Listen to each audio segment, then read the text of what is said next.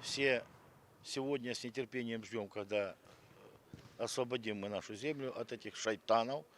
Я уже как-то кому-то говорил, я этого слова редко очень употреблял. Не знаю почему.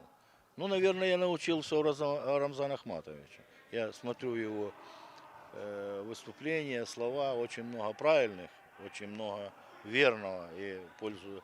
И для меня это действительно уважаемый человек. Ну, иншаллах, мы все придем. Все будет. Будет мир на земле. Мы изгоним с нашей земли те, которые нам мешают жить.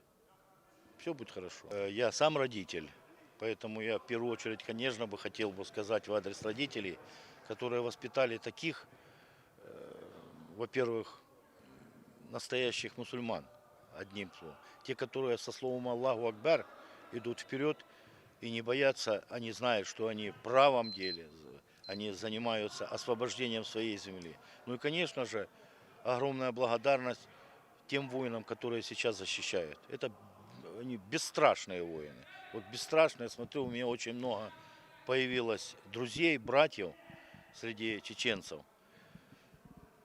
Ну, ими можно гордиться, что в Российской Федерации есть такие мусульмане, как братья из Чеченской Республики.